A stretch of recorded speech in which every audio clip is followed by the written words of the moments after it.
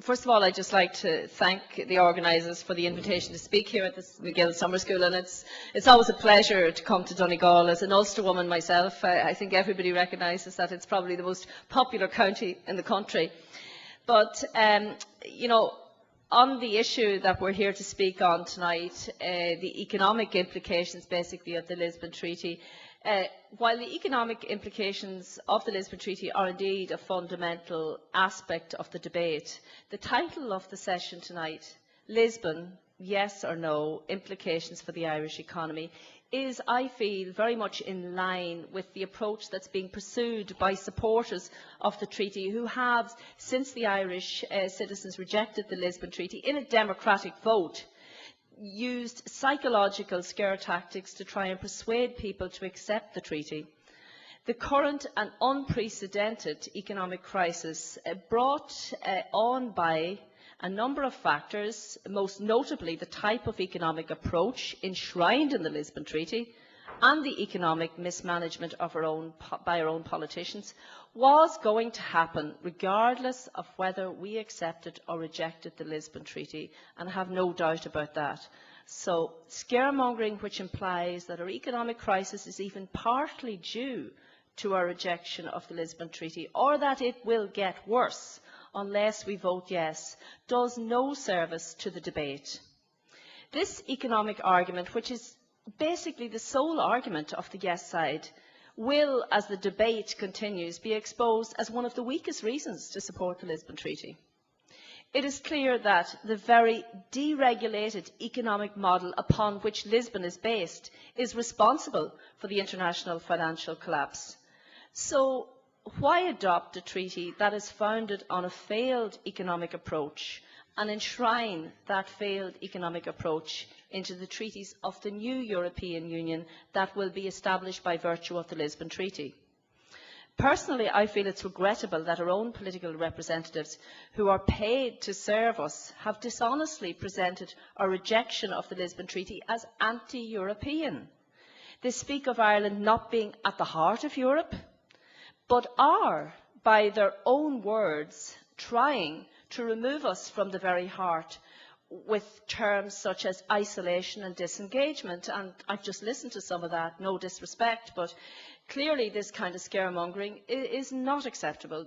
They refuse to state the legal reality that, regardless of whether we accept or reject the Lisbon Treaty, we will still be full members of the EU, and that there is no mechanism whereby we can be isolated or cut off from the EU in any way. So Rory's claim that, you know, we'll be using the euro but not have a seat at the central bank and etc., has no basis in reality. It is quite clear there is no mechanism where we can be isolated or cut off in this way. This is legally impossible under the current treaties. In fact, I feel this approach by our own political establishment is the most damaging of all and verges on a treasonous approach to our own nation's interests. The impression been given that our rejection of the Lisbon Treaty will damage our prospects for inward investment is yet another scare tactic that has no basis in reality. You just take, for example, our nearest neighbour, Britain. The fact that Britain is recognised as the most Eurosceptic member state of the EU has not stopped investors there, nor has it affected the beginnings of economic recovery.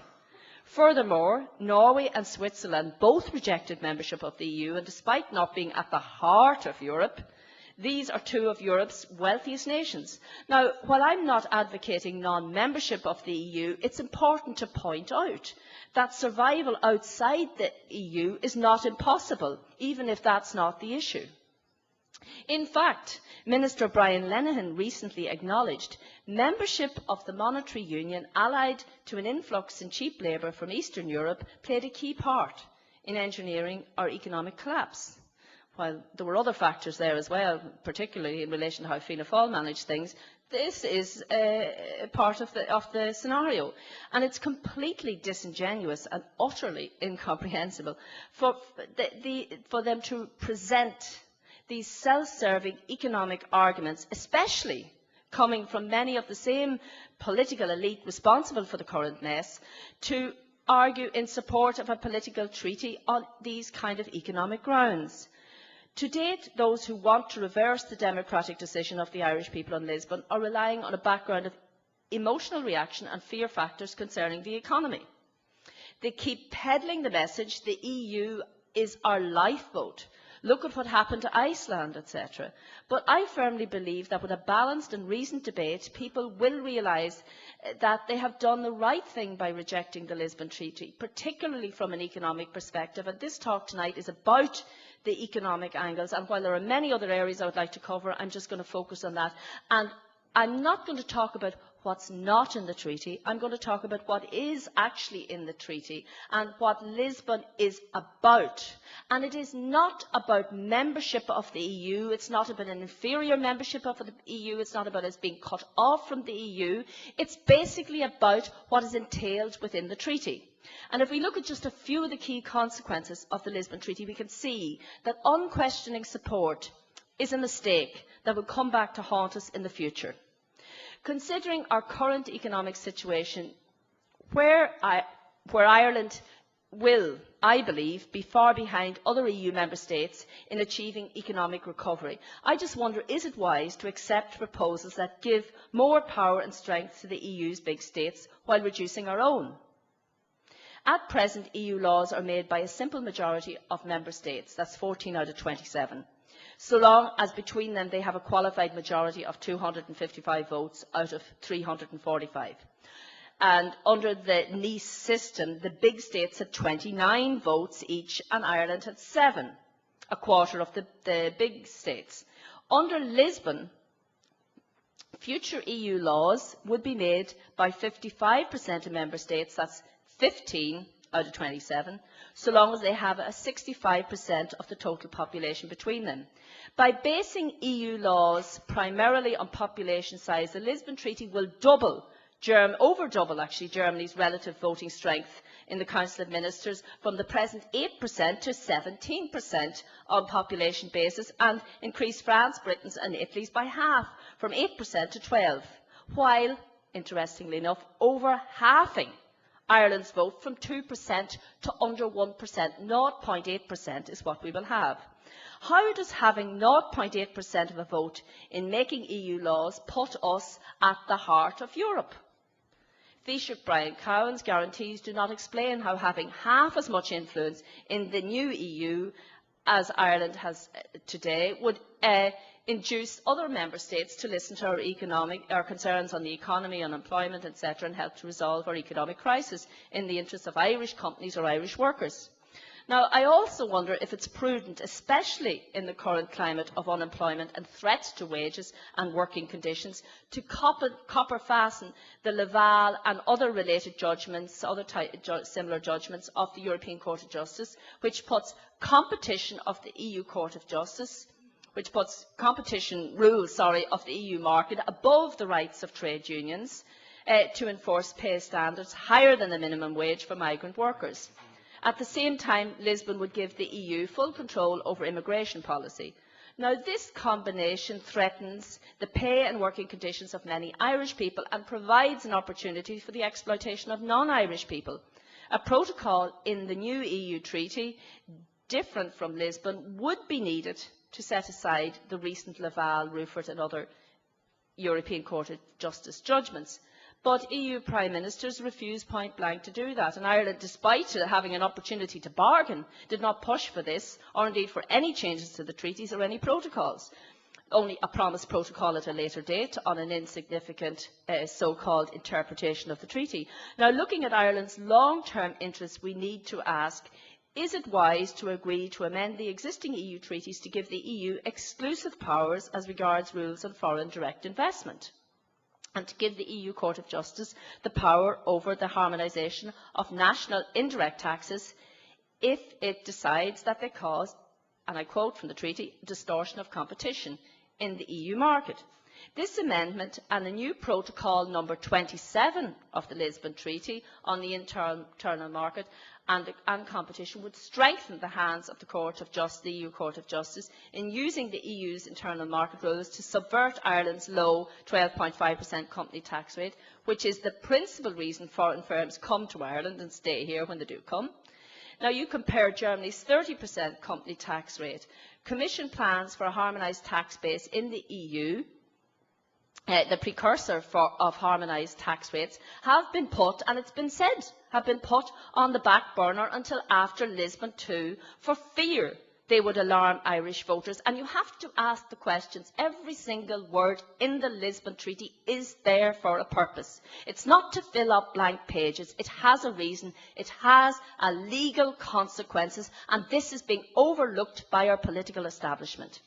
And once we agree to Lisbon, there is no way Irish people can prevent what some EU states, in particular Germany, are pushing for, their long-desired harmonised tax base. There is no legally binding protocols, nor were any discussed or demanded to protect Ireland from the implications of this when and if it happens.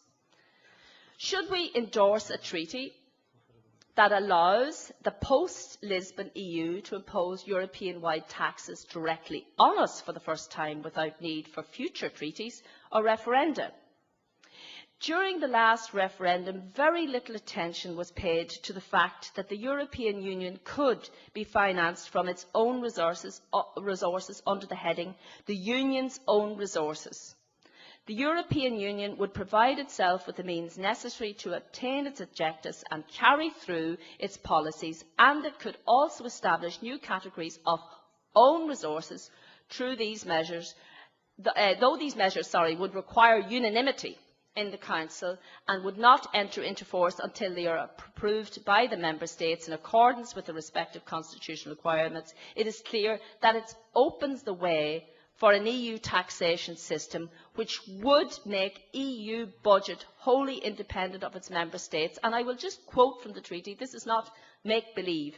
The Union shall provide itself with the means necessary to attain its objectives and carry through its policies. The Council, acting in accordance with a special legislative procedure, shall unanimously and after consulting the European Parliament adopt a decision laying down the provisions relating to the system of own resources of the Union.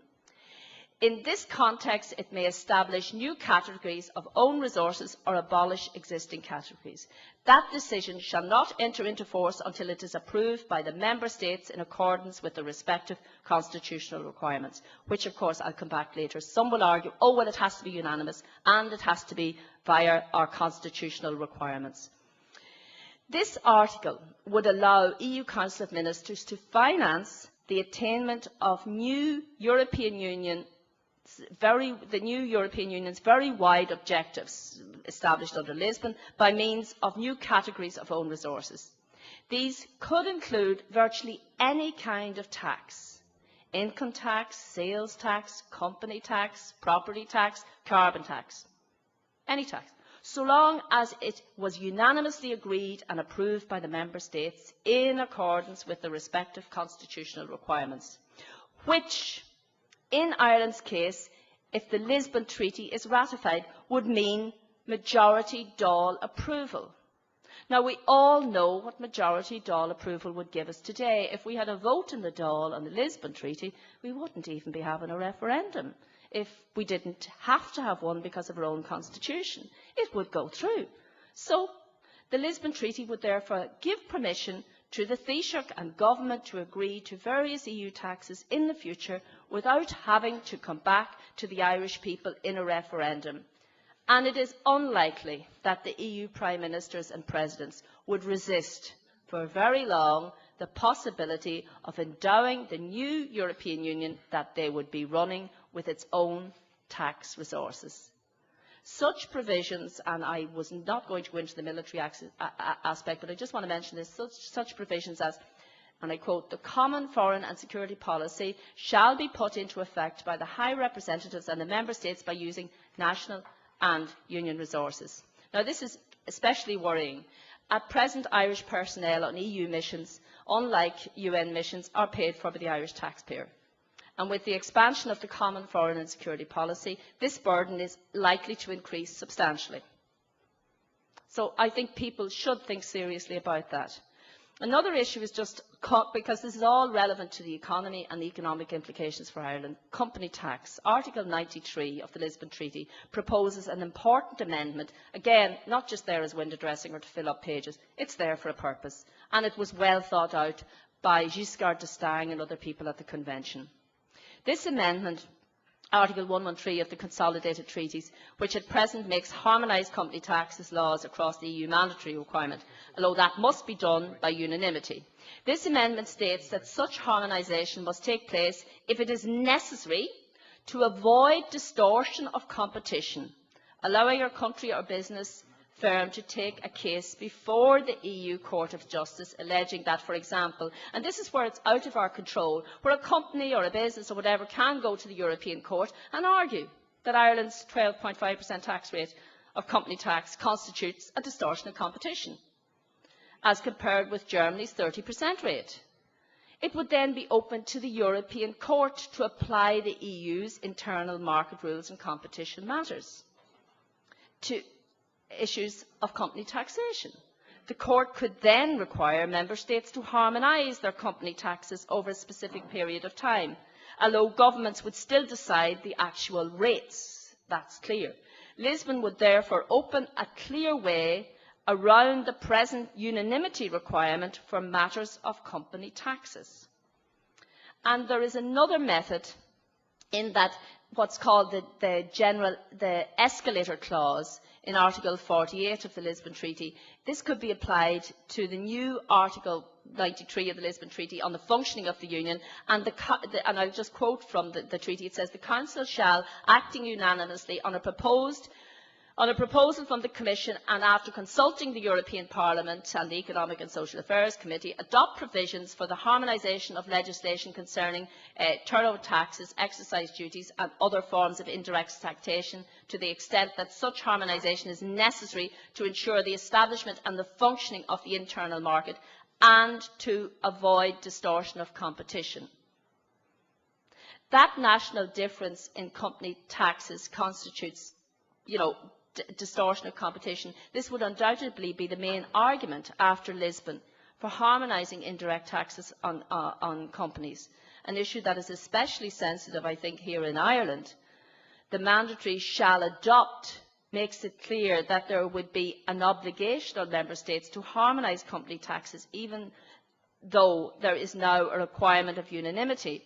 And the unanimity, I think we have to be very careful about, because unanimity means that our own ministers have to agree, which is what the government and the establishment here are arguing. But we only have to look at what has Ireland not agreed to. When they complain about the people who've said no all the time, but when have they ever said, hold on? They've said yes to everything. Again, you have to question this and wonder, you're putting all of your trust in future political representatives, future ministers and future Taoiseach. I'm just probably going to run out of time, am I? Or am I? Okay. I just wanted to touch on one other issue first, because I think it's also important. It's just in relation to the kind of economic policies that are enshrined in the Lisbon Treaty. And I don't think it bodes well for those campaigning for a different type of economic approach that puts people, the environment and the interests of the poor and exploited peoples of this world before profit and greed. With the Lisbon Treaty, neoliberalism would become EU economic policy. The principle of an open market economy with free competition is reinforced by the fact that the internal market, as set out in Article 3 of the Treaty on European Union, includes a system ensuring that competition is not distorted. So undistorted competition would become one of the European Union's organising principles. And I think anyone concerned about trade and development and the issue of the majority world needs to look clearly at the Lisbon Treaty and its implications.